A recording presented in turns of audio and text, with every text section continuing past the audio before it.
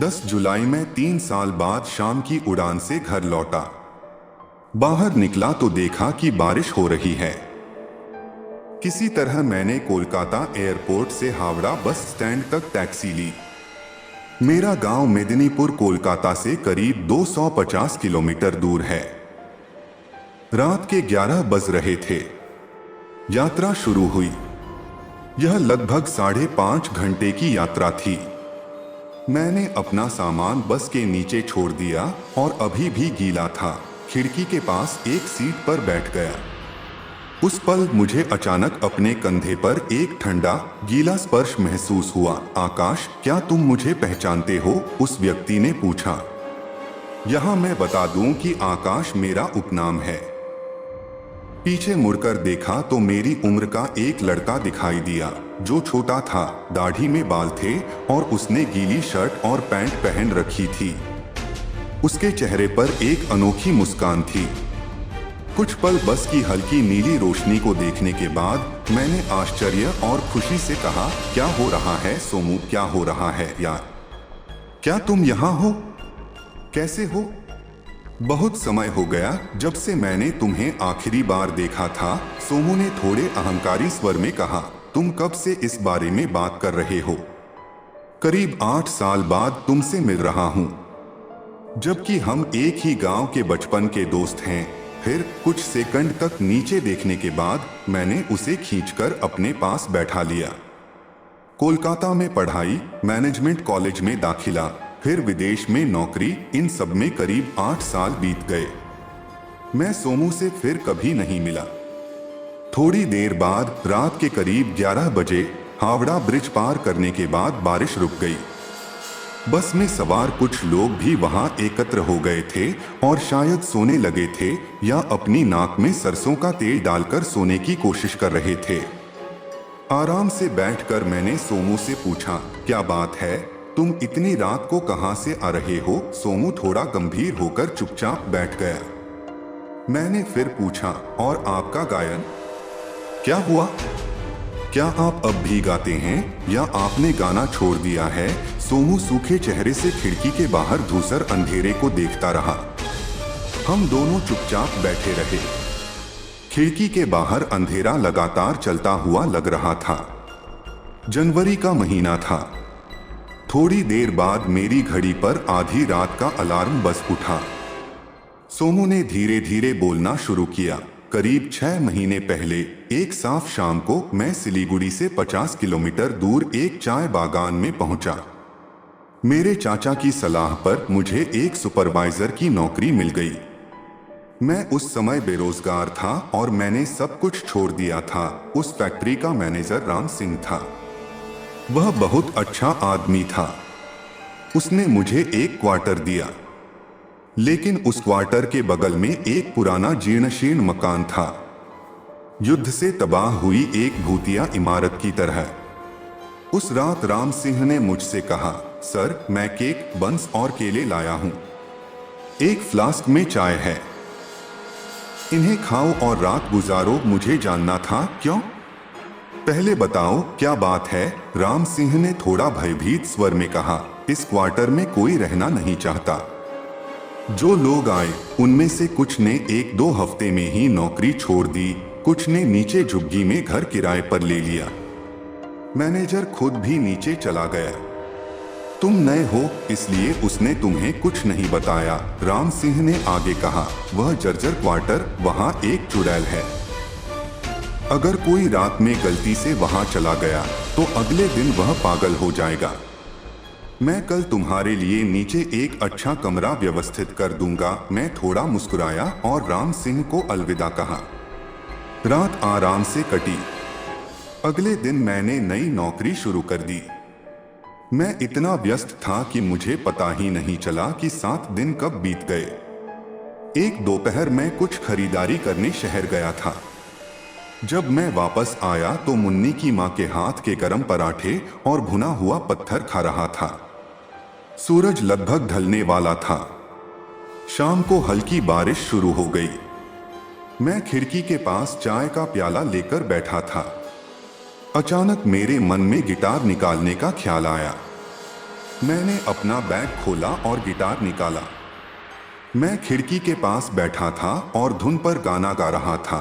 तभी अचानक मेरी नजर खिड़की के बाहर पड़ी और मेरी छाती में जकड़न होने लगी। बिजली की चमक में मैंने एक पल के लिए बाहर रोशनी में खड़ी एक लड़की को देखा। चप्पल पहने, भीगी हुई, मुस्कुराती हुई। वह 17 से 18 साल की लग रही थी। मैंने पूछा, तुम कौन हो? इतनी रात को यहाँ क्या कर रहे हो? लड़की ने कोई जवाब नहीं दिया, बस हल्के से मुस्कुराई और मेरी तरफ देखने लगी। उसने कहा, मैं यहाँ सफाई का काम करता हूँ। मैं नीचे झुग्गी में रहता हूँ। आज काम खत्म करने में थोड़ी देर हो गई है और फिर से बारिश हो रही है।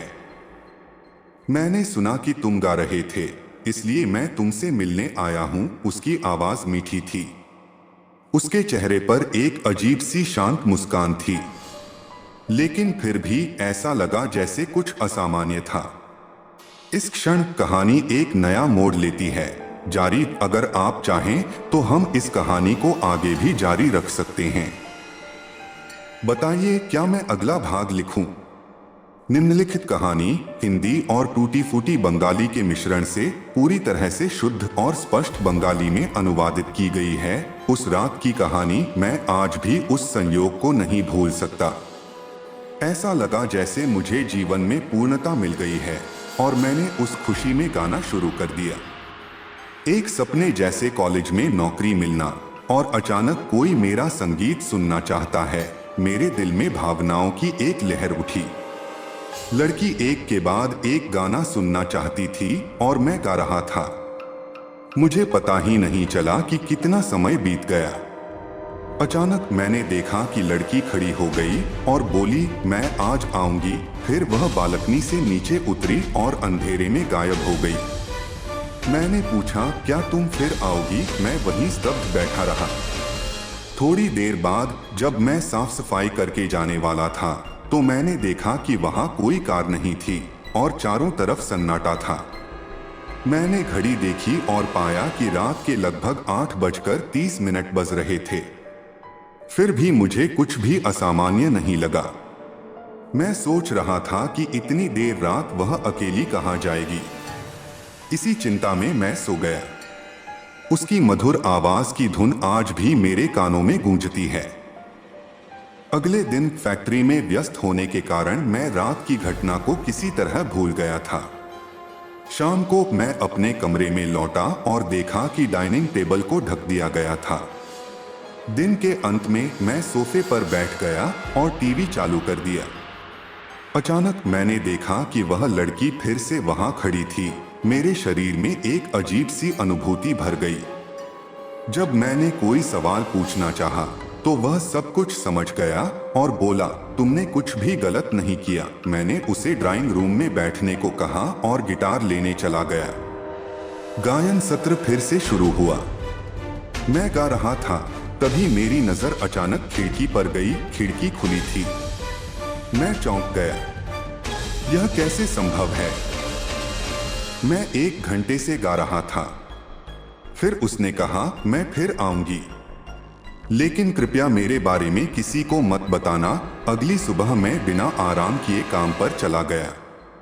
रात को मुझे नींद नहीं आई। मेरी आंखें लाल थीं। दोपहर को काम खत्म करके मैं थका हुआ शरीर लेकर अपने कमरे में लौटा। रात को वह लड़की फिर आई। संगीत चलता रहा। दिन ब दिन ऐसा ही चलता रहा। एक दिन देर रात खाना खाने के बाद मैं बरामदे में खड़ा था। अचानक मुझे किसी की आवाज सुनाई दी। चारों तरफ घना अंधेरा था। ऐसा लगा जैसे कोई टूटे हुए दरवाजे से अंदर घुस रहा है। मैं टटोलते हुए आगे बढ़ा। गेट टूटा हुआ था और दूर से मैंने देखा कि लड़की एक पुराने क्वार्टर में घुस रही है। मैं चुपचाप उसके पीछे गया। अचानक एक दरवाजा बंद हो गया। अंदर से भयानक आवाज आने लगी। जब मैंने दरवाजा खोला तो मुझे यकीन नहीं हुआ कि मैंने क्या देखा। लड़की सामने छत से लटकी हुई थी। उसका शरीर बेजान था, उसकी आंखें स्थिर थीं और उसका चेहरा मुस्कुरा रहा था। उसके बाद मुझे कुछ और याद नहीं है। मैं बस कंडक्टर के मुझे हिलाने की आवाज से जाग गया। मैं धड़कते हुए उठ बैठा और कंडक्टर की तरफ देखा। उसने मुझे बताया कि बस स्टॉप पर आ गई है। मैंने अपने बगल वाली सीट पर देखा और पाया कि वहां कोई नहीं था। मैंने पूछा, मेरे बगल वाली लड़की कहाँ है? कंडक्टर ने कहा, 5 घंटे से आपके बगल में कोई नहीं बैठा है। मैं सीधा सुमू के घर गया। मैं उनके आंगन में गया और आवाज लगाई, सुमू सुमू तुम कहाँ हो? थोड़ी देर बाद उसकी माँ बाहर आई और पागलों की तरह रोने लगी। इससे पहले कि मैं कुछ कह पाता, मेरी चाची ने कहा, आज से 6 महीने पहले सुमू एक खाली पड़े क्वार्टर के पास एक चाय बागान में लापता हो गया था।